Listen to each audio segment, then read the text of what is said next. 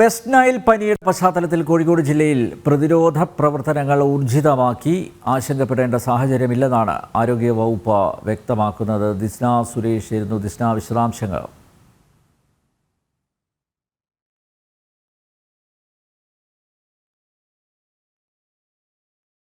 West Nile പനിയുടെ പശ്ചാത്തലത്തിൽ കോഴിക്കോട് ജില്ലയിൽ പ്രതിരോധ പ്രവർത്തനങ്ങൾ ഊർജിതമാക്കി ആശങ്കപ്പെടേണ്ട സാഹചര്യമില്ലെന്നാണ് ആരോഗ്യവകുപ്പ് വ്യക്തമാക്കുന്നത്. ദിസ്ന ചേരുന്നു വിവരങ്ങളുമായി. ദിസ്ന, ആരോഗ്യവകുപ്പ് എന്താണ് പറയുന്നത്? ജില്ലാ ഭരണകൂടം എന്ത് നടപടികളാണ് സ്വീകരിച്ചിരിക്കുന്നത്?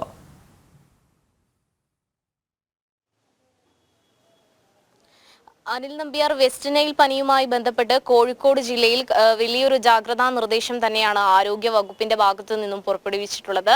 ഇന്നലെ അടക്കം ജില്ലാ കളക്ടറുടെ നേതൃത്വത്തിൽ അവലോകന യോഗങ്ങളൊക്കെ തന്നെയും വിളിച്ചു ചേർത്തിരുന്നു. ഈ അവലോകന യോഗത്തിൽ കളക്ടർ പറഞ്ഞൊരു കാര്യം എന്ന് പറയുന്നത് ജാഗ്രതയാണ് വേണ്ടത്, മറിച്ച് ഭയമല്ല എന്നതാണ്. ഇതിൽ കോഴിക്കോട്, മലപ്പുറം, തൃശൂർ 3 ജില്ലകളിലാണ് ജാഗ്രതാ നിർദ്ദേശം പുറപ്പെടുവിച്ചിട്ടുള്ളത്. ഇതിൽ പ്രധാനമായും എടുത്തു പറയേണ്ടത് 5 പേർക്കാണ് കോഴിക്കോട് ജില്ലയിൽ വെസ്റ്റ് നൈൽ പനി സ്ഥിരീകരിച്ചിരുന്നത്. ഇതിൽ 4 പേർ രോഗം ഭേദമായി വീട്ടിലേക്ക് മടങ്ങിയ ഒരു സാഹചര്യമുണ്ട്.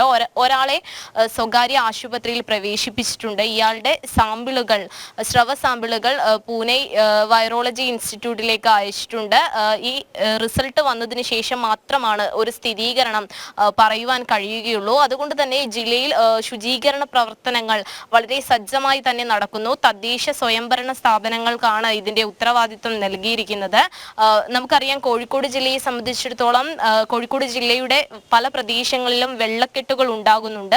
ഈ വെള്ളക്കെട്ടുകൾ ഉള്ളിടത്തൊക്കെ തന്നെയും കൊതുക് വളരുവാനുള്ള ഒരു സാഹചര്യമുണ്ട്. ഈ കൊതുക് വളരുന്ന സാഹചര്യം ഉറവിടം കണ്ടെത്തി അവയൊക്കെയും തന്നെ നശിപ്പിക്കുവാൻ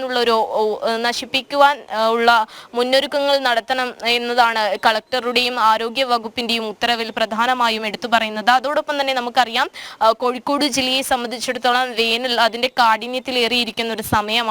അപ്പോൾ പുറത്തൊക്കെ ജോലിക്ക് പോകുന്നവർ ഭക്ഷണവും പാനീയങ്ങളും ഒക്കെ തന്നെ പുറത്തുനിന്ന് കഴിക്കേണ്ടി വരുന്ന ഒരു സാഹചര്യമുണ്ട്. ഭക്ഷണം കഴിക്കുമ്പോഴും വെള്ളം കുടിക്കുമ്പോഴും ശുദ്ധമായ സ്ഥലത്ത് നിന്ന് കഴിക്കുവാനും കുടിക്കുവാനും ശ്രദ്ധിക്കണമെന്നൊരു ഉത്തരവാണ് ആരോഗ്യ വകുപ്പ് പുറപ്പെടുവിച്ചിട്ടുള്ളത്. അതോടൊപ്പം തന്നെ വ്യക്തി ശുചിത്വം പാലിക്കണമെന്നൊരു കാര്യവും ആരോഗ്യ വകുപ്പ് പറയുന്നു.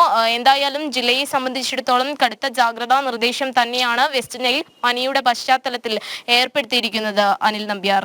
വെസ്റ്റ് നൈൽ പനിയുടെ പശ്ചാത്തലത്തിൽ കോഴിക്കോട് ജില്ലയിൽ പ്രതിരോധ പ്രവർത്തനങ്ങൾ ഊർജിതമാക്കി ആശങ്കപ്പെടേണ്ട സാഹചര്യം ഇല്ലെന്നാണ് ആരോഗ്യവകുപ്പ് വ്യക്തമാക്കുന്നത്. ദിസ്ന സുരേഷാണ് വിവരങ്ങൾ നൽകിയത്.